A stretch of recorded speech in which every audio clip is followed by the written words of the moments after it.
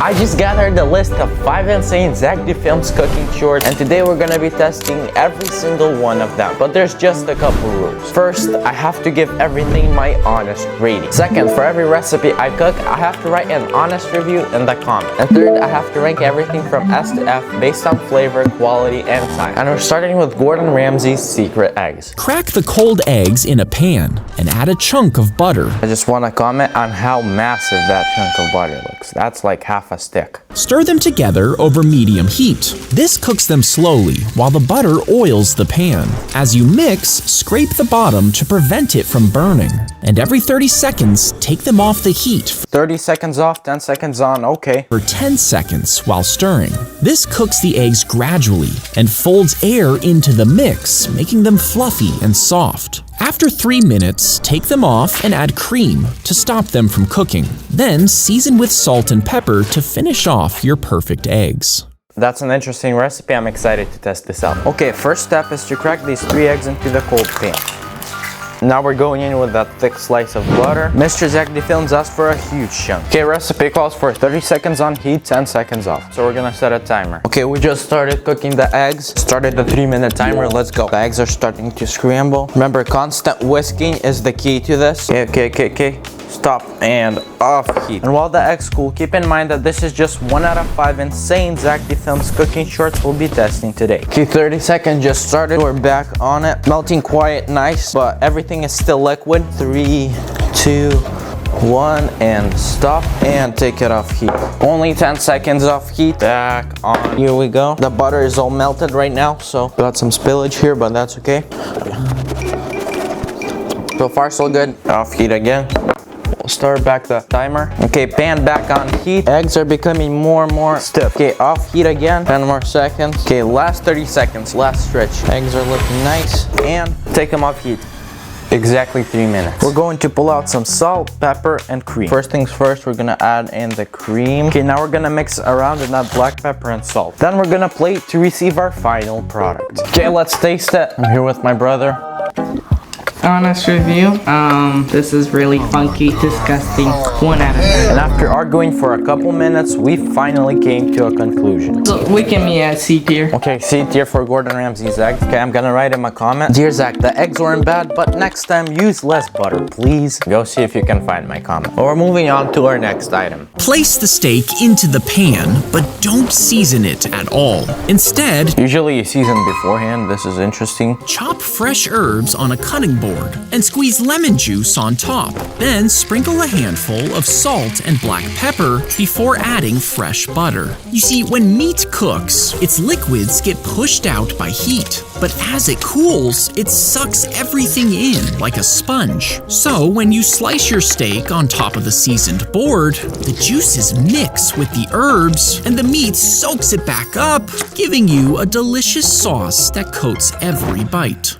I'm gonna lie, that guy looks like a freak, but we're gonna try it. We're gonna start by pulling out some rosemary and sage. We're gonna move these to the side and get a nub of garlic. I don't know about you guys, but ever since I was a kid, I hated peeling garlic. So this recipe may be getting points off. Anyways, now we're gonna chop everything together, exactly like Mr. Zack said. I don't know how I feel about this. This is kinda unorthodox, but we'll just follow along with the recipe.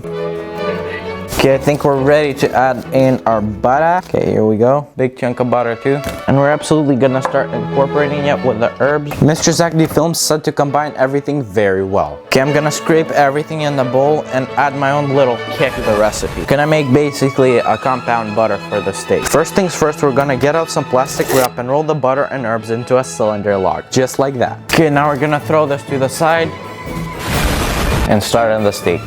Okay, and we got the steak, and it's pretty expensive, so Zack, please don't mess me up. Going in with the pan. I'm excited for this recipe. We're gonna start by preheating the pan to the highest temperature it can go. Olive oil goes in. That was weird, the bottle's empty. The pan started smoking. We're gonna put in the steak right now.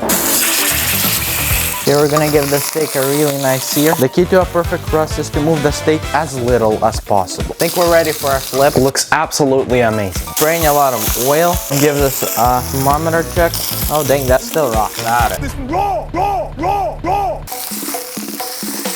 Okay, the steak looks almost done now. I think the steak has a minute or less before it reaches medium rare. We'll render out the fat and give it one last check. Steak looks done.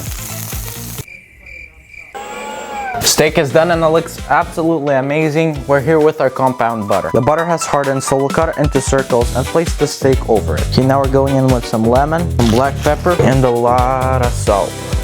Now we're gonna cut the steak and mix it with our compound butter. Then we're gonna plate it with a lemon and cutlery on the side. We're gonna taste the steak and whoever finishes last has to eat that melon. 1, 2, 3. Done. Oh my God. Eat it. One big squeeze. Just squeeze it in your mouth. Ah.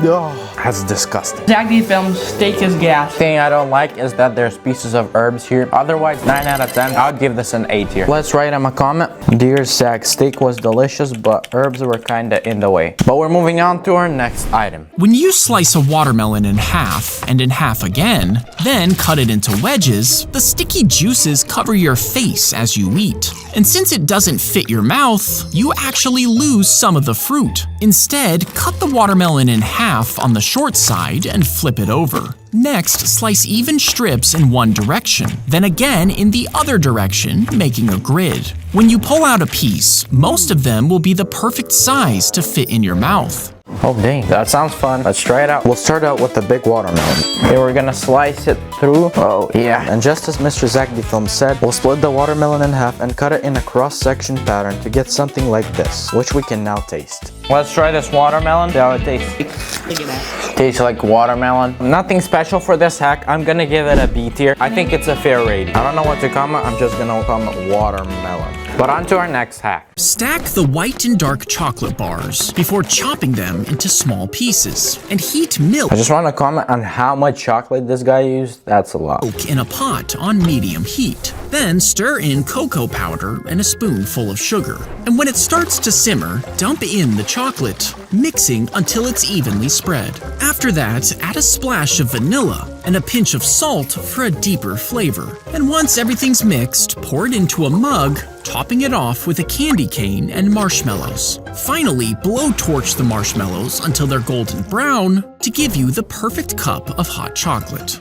It looks pretty interesting. I'm excited to give it a try. We'll start by getting out our ingredients and most importantly, the chocolate bars. Now, the biggest problem I've seen people have with these chocolates is cutting them. So for now, we're gonna just separate the chocolate from the covering, get it ready for chopping. And so I did. For the next 7 minutes, I tediously removed each bar from the wrap, including the rear white chocolate bars. Comment if you've never tasted white chocolate before. I don't know what Zack was thinking, but this is a lot of chocolate. For reference, this is about 3 pounds of chocolate. And so I got into the hardest part of the recipe, chopping the chocolate. And let's just say by the end, I was sweating more than Jake Paul after losing a fight. Okay, the chocolate is chopped. We're gonna bring in our pot, pour in the milk. Okay, next things next, we're gonna add in some of that cocoa powder. I think about a tablespoon actually. Here we go. Okay, now I think we're ready to add in our salt. And we're gonna throw in the chocolate when this is simmering. Okay, as you can see, the chocolate started steaming. So I'm gonna go ahead, throw the chocolate in here. This is the thickest chocolate I've ever seen, but I think we're ready to take it off heat. We'll pour it in a cup and put marshmallows on top. So excited, we're gonna torch this thing. Okay, and here we have our special Zack Films hot chocolate. Wanna give it a try? You can see that's not burnt at all. Let's try the hot chocolate. That's very thick. For sure our go-to. We'll give it a B tier. I'll comment rich but thick, overall very good. But we're moving on to the craziest hack of this video. Stuff the chocolate inside the marshmallow. Then push the stick a little to one side. Now, if you hold it above the flames, you'll burn the marshmallow while the chocolate stays solid. Instead, wait till the fire dies down and hold it just above the glowing embers. Rotate it slowly to cook it through. Once the outside is golden and the chocolate is soft, slide it off between 2 graham crackers. And as you eat it, each bite will be perfectly melted. That looks funny. Top comment says, bro, gotta send it after that bite. Okay, first things first, we gotta set up the grill. Take off the grid. Okay, now we're going in with some charcoal. We'll put in a lot of charcoal to create a strong fire, and afterwards light it up with a torch to create a blazing source of heat. Okay, this thing is absolutely smoking. I think we're ready to put in our marshmallows, chocolate bar, a fork, and some marshmallows. Okay, what we're gonna do next is shove the chocolate into the side of the marshmallow, just like that. Okay, the coals look absolutely hot. I think we're ready to toast. Looks delicious. Okay, and here we go. Zack film's secret marshmallow. You can try it first. I'm excited to see what you'll think. The inside is super melty, gooey. I'd give this an overall S tier. This was amazing. Thank you for watching. Please subscribe. We're trying to reach 100K by the end of this year. God bless. See you.